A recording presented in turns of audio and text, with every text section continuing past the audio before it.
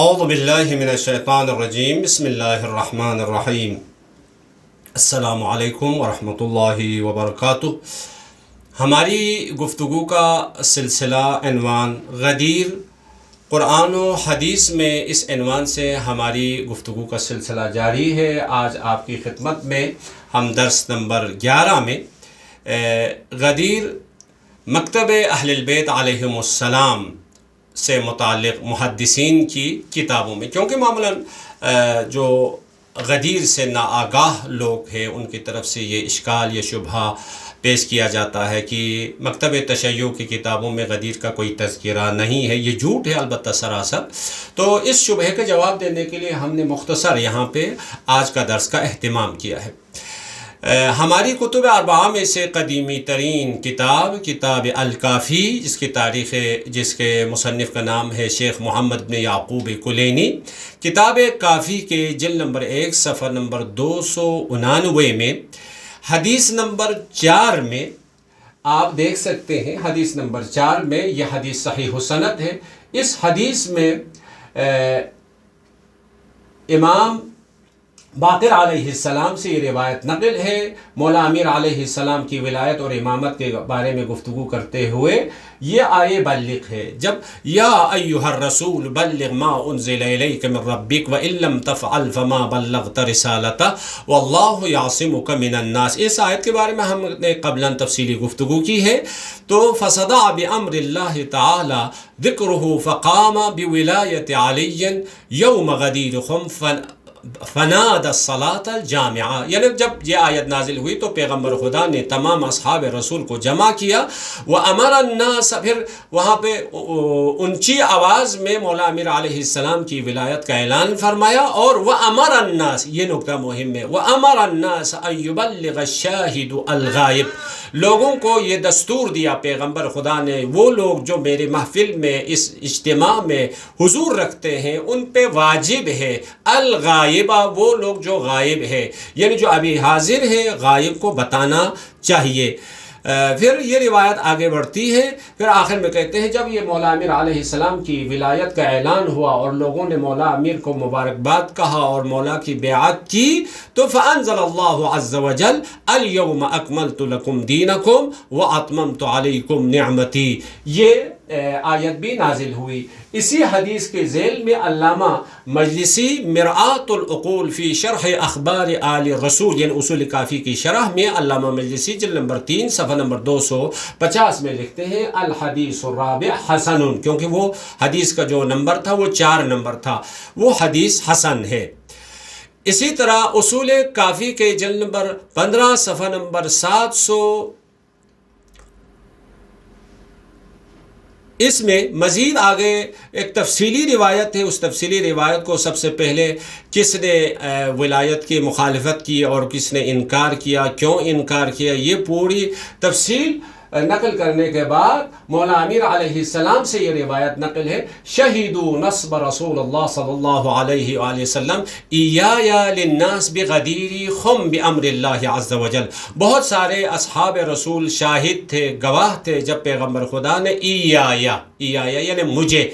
مولا امیر فرماتے ہیں مجھے، للناسی لوگوں کے لیے امام اور ہادی کے عنوان سے منصوب فرمایا، کہاں پہ؟ بغدیر خم بامر اللہ عز وجل، وہ بھی پروردگار عالم کے دستور سے وہاں مجھے منصوب فرمایا۔ یہ حدیث بھی آپ کو ملے گی۔ اسی طرح ایک دوسرے محدث ہے جناب شیخ صدوق علیہ رحمہ، جس کی تاریخ وفات ہے 381 ہجری، اس کی کتاب کمال الدین و تمام النعمہ جلد نمبر 1 صفحہ نمبر 274 میں حدیث نمبر 25 میں یہ سلسلہ سند کے ساتھ ایک تفصیلی لمبی حدیث ہے۔ ہم اس حدیث سے حدیث نمبر 25 ہے، اس حدیث کے آخر میں مولا امیر علیہ السلام سے یہ روایت نقل ہوئی ہے۔ پھر غدیر کے دن پیغمبر خدا ایھا الناس ان اللہ عز وجل ارسلنی برسالۃ ضاق بها صدری وظننت ان الناس مکذبنی فاوعدنی، یا پیغمبر خدا نے لوگوں کو جمع کرنے کے بعد فرمایا انا مولا المؤمنین وانا اولی بہ من انفسہم قالوا بلی،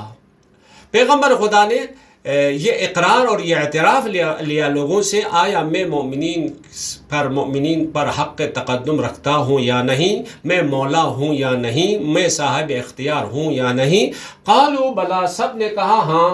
آپ ہمارے اوپر صاحب اختیار ہیں، آپ ولایت رکھتے ہیں، آپ حق تقدم رکھتے ہیں۔ تو پیغمبر خدا نے یا رسول اللہ، تو قال قم یا علی،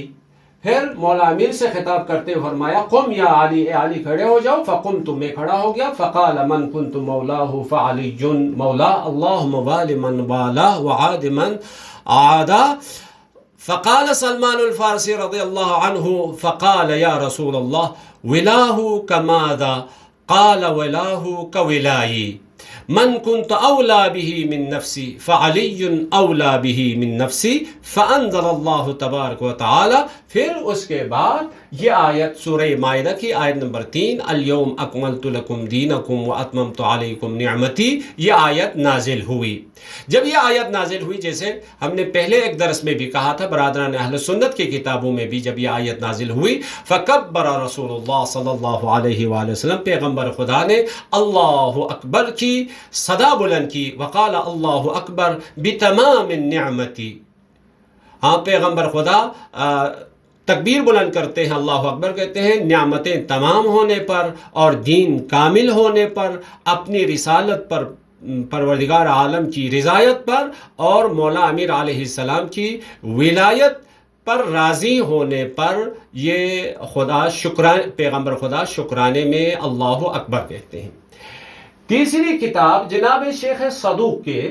کتاب خصال، جلد نمبر 1 صفحہ نمبر 66 میں حدیث نمبر 98، یہ سلسلہ سند کے ساتھ، یہاں پہ بھی آپ کو یہ عبارت ملے گی، اللہم اشہد علی ما یقولون الا وانی اشہدکم انی اشہد ان اللہ مولایا وانا مولا کل مسلم وانا اولا بالمؤمنین من انفسہم۔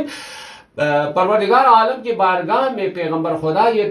فرماتے ہیں، اشہد علی ما یقولون، اے اللہ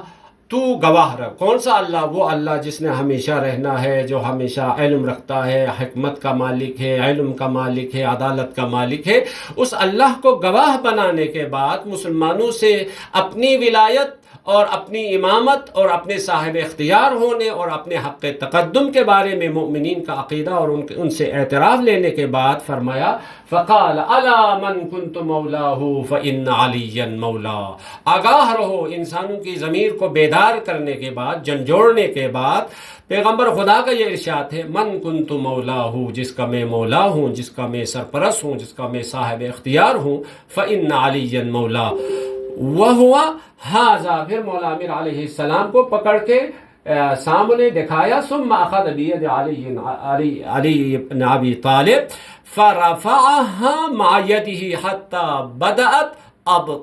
ابطوہما۔ پھر مولا امیر علیہ السلام اور خود پیغمبر کے بغل مبارک لوگوں نے دیکھ لیا، اس حد تک مولا امیر علیہ السلام کو لوگوں کے سامنے بلند فرمایا۔ ایک اور کتاب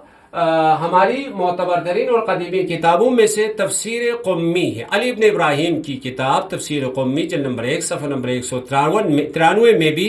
مولا امیر علیہ السلام سے یہ روایت آپ کو ملے گی۔ کہتے ہیں وَنَصَبْتُهُ لَهُمْ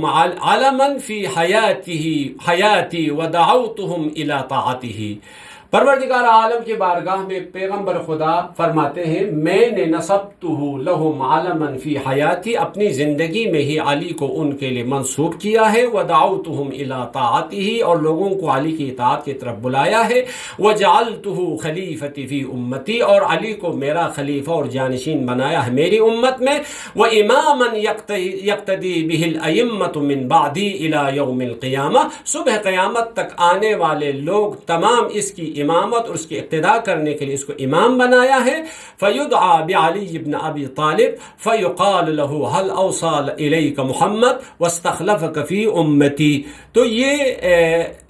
بھی آپ کو ملے گا۔ تو بتانے کا مقصد یہ تھا کہ برادران اہل سنت کی طرف سے کبھی کبھار یہ شبہ اور اشکال ہوتا ہے، مکتب تشیع میں غدیر اور امام علی علیہ السلام کی ولایت کے بارے میں کوئی ذکر نہیں ہے، یہ کاملا ایک جاہلانہ اور غیر عادلانہ اشکال ہے، ہے، جبکہ ہماری حدیث کی کتاب، یہ تو ہم نے ابتدائی طور پر چند کتابوں کا نام لیا، ورنہ حدیث اور تاریخ اور تفسیر کی کتابیں علی علیہ السلام کی ولایت حقہ اور ولایت الہیہ کے بارے میں حدیث اور فرمان کثرت کے ساتھ، تواتر کے ساتھ آپ کو مولا پیغمبر خدا سے لے کر باقی ائمہ خدا علیہم السلام کی فرامین آپ کو فراوان ملیں گے۔